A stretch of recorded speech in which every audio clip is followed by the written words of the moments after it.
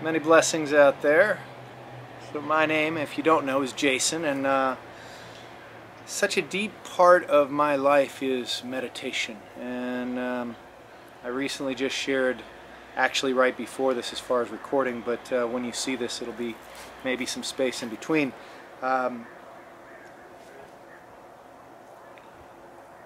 Hello and many blessings out there. I thought I'd return with the second piece of this Mala mantra video and really dive into the mantra aspect of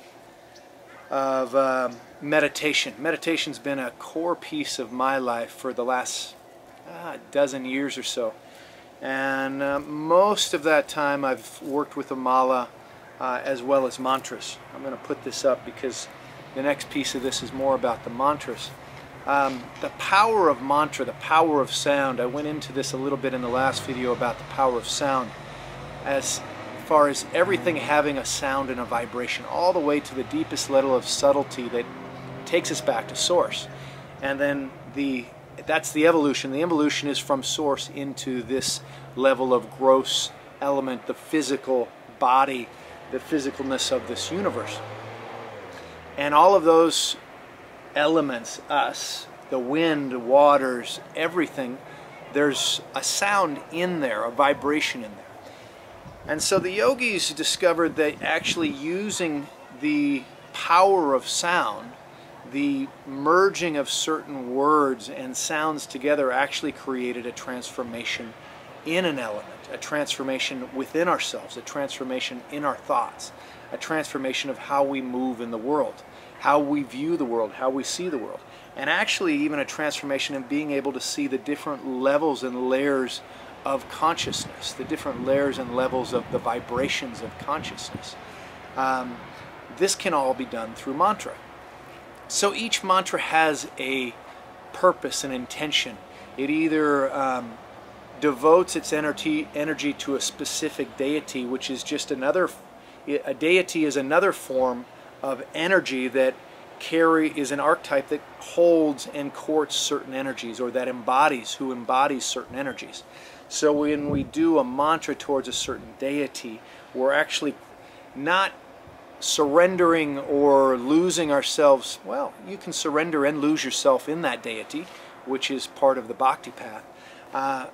Also what you're doing is you're awakening that energy of that deity, the archetype of that deity within yourself.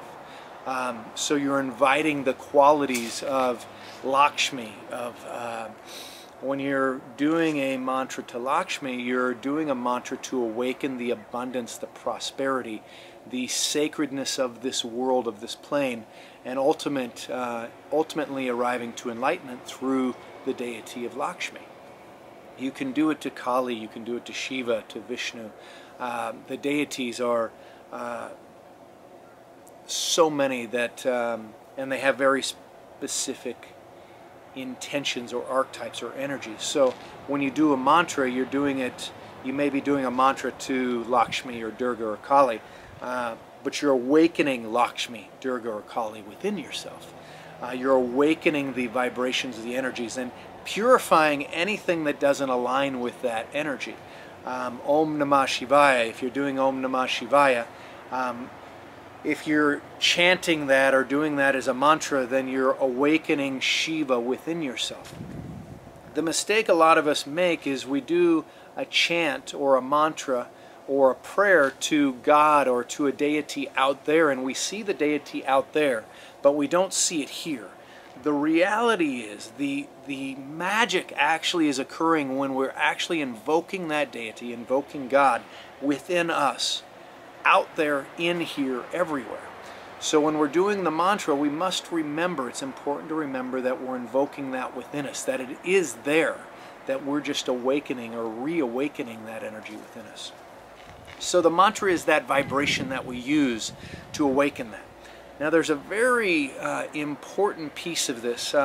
Mantras now, you can get them online. You can just look up a mantra, just type in mantra and you can get a mantra online.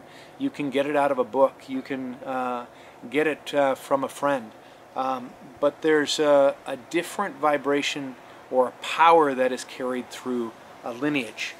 So when you receive a mantra from a guru or a tradition through a guru-disciple relationship or through that tradition, it carries the power, the morphic resonance from that whole tradition. So if I happen to be blessed in a tradition where I'm blessed to give and asked to give the mantra with that empowered energy. So the mantra one of the mantras that I use, the beginning mantra, the seed mantra, is not just the fruits of what I've done over the last decade or 11 years of that mantra, but also my teacher's fruits of his enlightenment and his awakening and all the years that he's done repetitions of that mantra, and then his teacher, his guru, and then it goes back the lineage of that entire lineage of that mantra, however long that mantra has been done. So it carries all of the power, the stories, the weight, the awakenings that have happened for all of those beings forward into that mantra, into you when you repeat it. So it actually carries a huge weight. So they say a mantra out of a book is a dead mantra, and a mantra from a lineage is a live mantra. And in order to awaken or enliven a dead mantra, it could take millions of repetitions to awaken that live mantra. But when you receive it from the tradition, it's already awake. So you don't have to do the mantra millions of times to awaken it into power. So there's one aspect, the power of the lineage coming through that mantra. The focus on the mantra, the invocation on the mantra, we've already spoken about, but the focus on the mantra. So when you're doing the mantra, is your mind going here? Is your mind going there? So if you're sitting in meditation, you can use the mantra to focus the mind, to return you back to the present moment. So you inhale Om, you exhale Shanti is one way of doing mantra. Another way is with the mala. You just Om Shanti, Om Shanti, Om Shanti, or Om Namah Shivaya, Om Namah Shivaya, Om Namah Shivaya, whatever your mantra is. And you do the repetitions with the intention of honing the focus of the mind, purifying the subtle bodies, and purifying your consciousness, and invoking that consciousness as you're purifying. So you have the mantra, the power of the mantra through the lineage, you have the invocation, you have the intention behind the mantra. You can use the mantra in Anusthans, which are a practice that you use for a specific mantra with a specific amount of time, with a specific amount of repetitions for a specific purpose. And that Anushthan then becomes a way. Hello, bee. Hello, bee. Hi. Hi. Hi. A friend taught me if you just wave your hand like this to a bee, he goes away but doesn't bother you, doesn't sting you. So one way to work with a bee. So the Anushthan, specific repetitions of the mantra, the specific amount of repetitions, the number of days that you're going to do it in, the intention of the Anushthan, what you're dedicating the power of the Anushthan to your spiritual growth in some form is what I suggest. So what else about mantra? The power of the sound is extremely important and extremely in value in awakening ourselves to a greater level of consciousness. So using a mantra, you can use it by the inner sound. Inhale Om, exhale Shanti. Or you Om Namah Shivaya through the mala. Another way to do it is while you walk. One step is Om, one step is Shanti. One step is Om, one step is Shanti. And you continue that. You continue to return your mind and your focus to Om and Shanti. Now there's many times in a day that I'm doing something else where I can't have my entire focus on the mantra, like when I'm driving or when I'm talking with somebody even, but the mantra can be going on in the head. Inhaling Om, exhaling Shanti. Inhaling Om, exhaling Shanti. So when you're in a conversation with somebody and you're not really interested in being in the conversation, you're in a group, so you're there, but your focus, your consciousness is focused on the mantra, focused on the union with God, consciousness. Om Shanti. Om Shanti.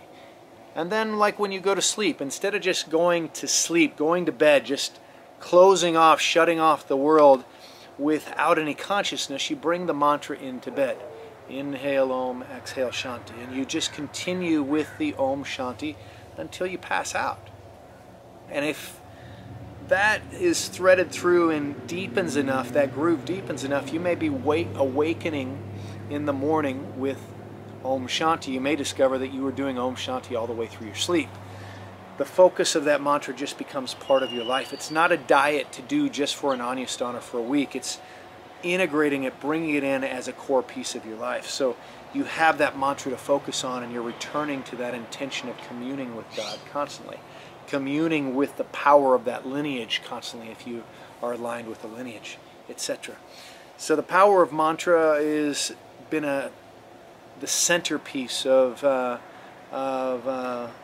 my inner growth, my inner expansion for almost my entire journey, for the dozen years of my life. So I thought I'd share a little bit of the power of mantra, how to use it, how to deepen with it, and to carry it with you, to bring it with you wherever you go. The vibration of Om right here, inhaling Om. You can inhale Om, exhale Om, inhale Om, exhale Om. When you're doing it with the chant, it just changes the vibration. You're doing it more devotionally. The mantra, while you're doing repetitions, it can be a devotional repetition, yet when you're chanting, there's more devotion. So then it's clear, it's purifying the ears, purifying the vocal cords. When you're doing a mantra with a mala, typically the deeper the mantra goes, it's like the mantra descends in, so the quieter, the silence of the mantra rather than speaking it, the deeper it goes. And the mantra goes down and then the energy rises. So the mantra is intended to move into the depths of you, which arises or invokes that energy which rises in you.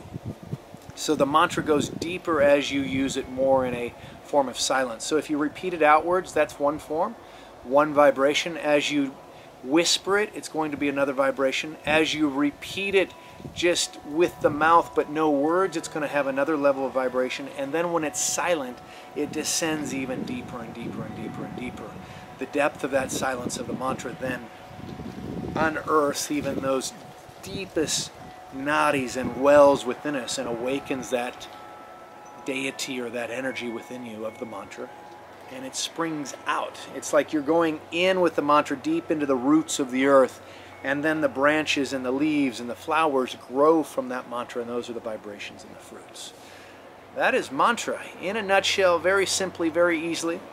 If you happen to be in my neck of the woods in LA, Ojai area, I do a program on Saturdays, and I can pass on that mantra to you, that awakened mantra, or I can do an online session with you to deepen you into that presence, into a meditation, and then also give you that empowered mantra. So either way, I wish you many blessings with mantra, with malas, with your life, with meditation, with the blessings of this life. Many blessings to you. Om Namah Shivaya. Om Shanti. Om Shanti Om. Many blessings. Namaste.